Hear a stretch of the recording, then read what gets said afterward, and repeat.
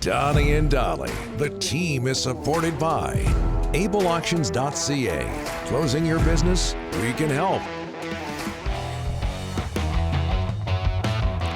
All of today's guests in the wake of the Canucks' 8-1 victory, season-opening victory over Edmonton last night, brought to you by the Vancouver Giants, and that includes John Shannon standing by. Giants return to the LEC Friday night, tomorrow night, when they face Swift Current. Puck drop, 7 o'clock.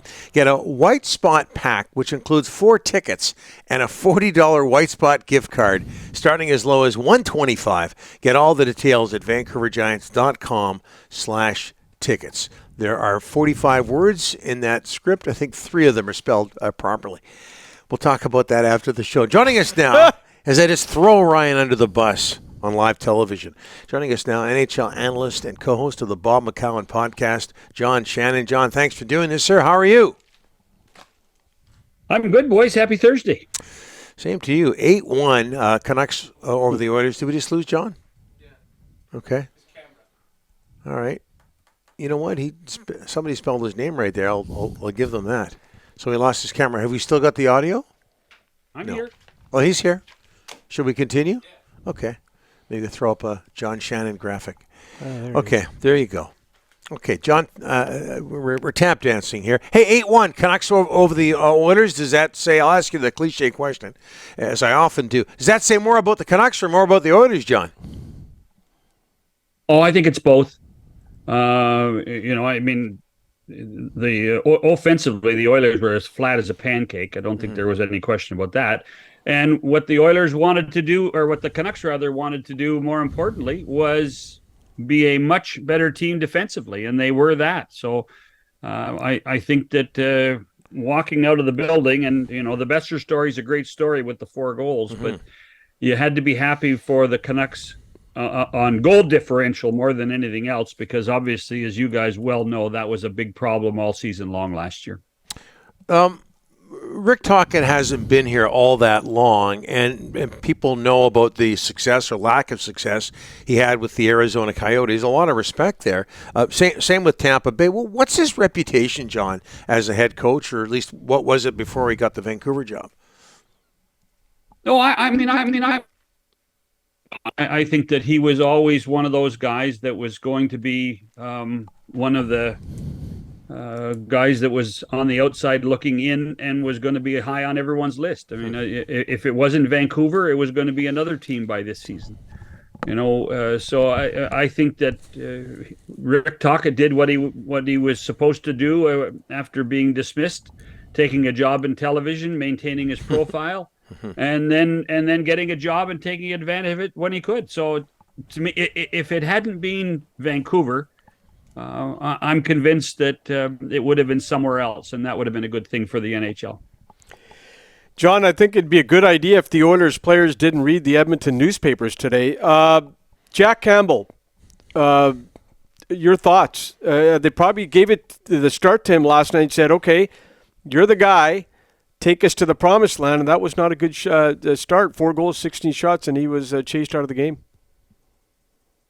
Yeah, but if you look at the 4 goals, Rick, I don't think Jack Campbell was to blame for any of them. The best. I learned this a long time ago. It was Benoit Allaire, who's the goalie coach. I think the best goalie coach in hockey. He taught me this one night over a couple of beers. He says, sometimes there's a great shot. Sometimes the puck just goes in. And that's exactly, in my mind, what happened on Brock Besser's first goal.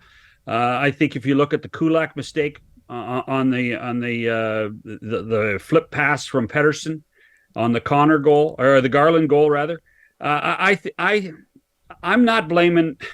And I did talk to some people inside the organization last night after the game. I'm not blaming Jack Campbell for any of the 4 goals that he faced. This was a team loss more than anything else. This was not on the goaltender, and it's easy to point a finger at Jack Campbell because we assume he's fragile.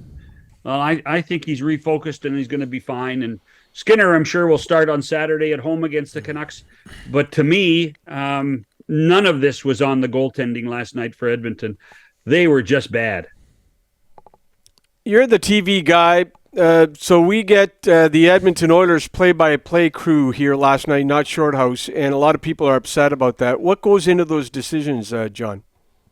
No, you got Hanarayan Singh. He's a national broadcaster. Yeah. But people He's not wanted. an Oiler guy. He's not an Oiler guy. Okay, but Louis is.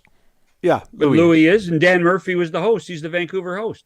Yeah. When you're sitting in the chair saying, okay, we've got two of our teams, because Rogers owns the rights to both the Canucks and the Oilers. Yeah. So you got to play it down the middle. So you put the national play-by-play guy in, you give them the Edmonton analyst, and then you put in the Vancouver host. I think under the circumstances, that was as fair. And I know that's a word we don't hear very much in the world anymore. Because we don't. That was as fair as Rogers could have done. I mean, the old days when we were kids, that if you watched a Montreal game, you got Danny and Dick, or in Toronto you got Bill and Brian, or in Vancouver you got Jim. Those days are gone, and it's a balancing act, and I think they did fine. Switching gears here, John. Serious subject. Barry Melrose stepping down from his job at ESPN. He's been diagnosed with Parkinson's disease, and all the best to Barry. How well do you know him, John? Oh, I know Barry very well. I date back to his time as a player, but certainly in his time as a broadcaster, our paths crossed a great deal.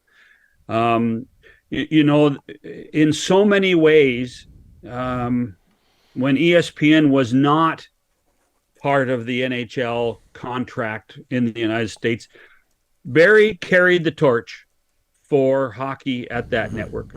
And, Barry's been ill for a while. I mean, my understanding is it's been more than 2 years, and they've done an amazing job of being discreet with it.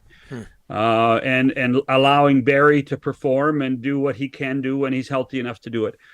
Barry Melrose, took his act on television and did the best job that he could for the National Hockey League, for the game of hockey on ESPN for decades.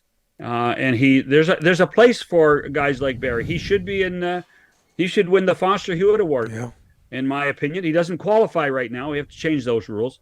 But he should win the Foster Hewitt Award and be an associate member of the Hockey Hall of Fame. Well, that's a great point, because it's well documented. ESPN hadn't had the rights for a long time, and he was still front and center with ESPN. By the way, was he not perfect for Wayne Gretzky's first few years with the Los Angeles Kings? He was Hollywood, John, as a head coach. He did. He had the right approach.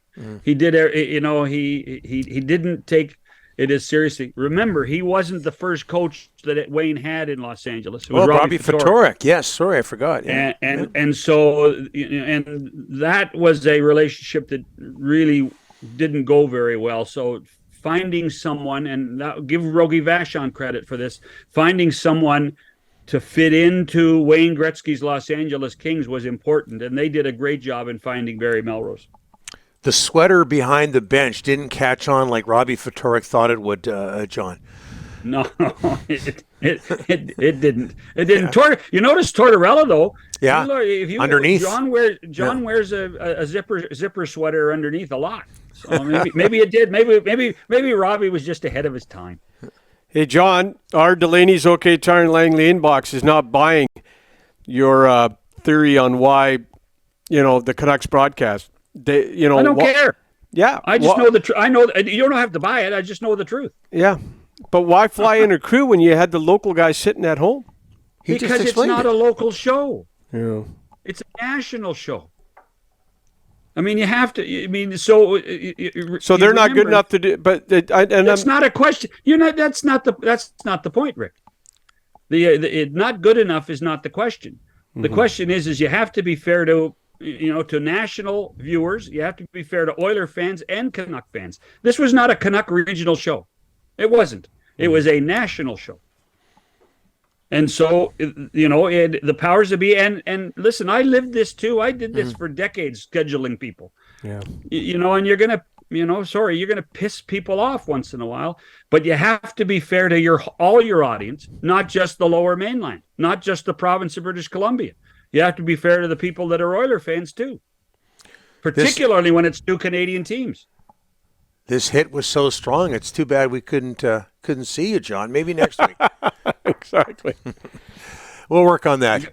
I think it was my fault. I got a wood-burning computer here, so You're Mr. Television. It's never you're Mr. Broadcasting. It's never your fault. John, we'll talk to you next week.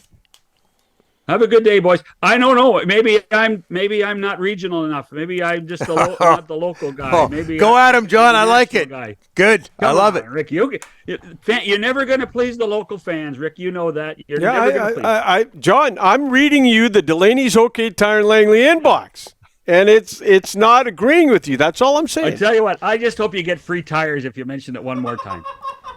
I'll tell you, our Delaney's OK and Tire Langley inbox, John, it is rocking today. Hey, Taylor gets free tires. Yeah, we can get you free tires What are too. you talking about? Okay. No, I support Snow Delaney's. tires. Yeah. You're gonna need snow tires soon. Come on now. Well, Coquihalla. That's one word, John. Coquihalla. Snow There you tires. go. You got to have Cheers. them. All right. Thanks, John.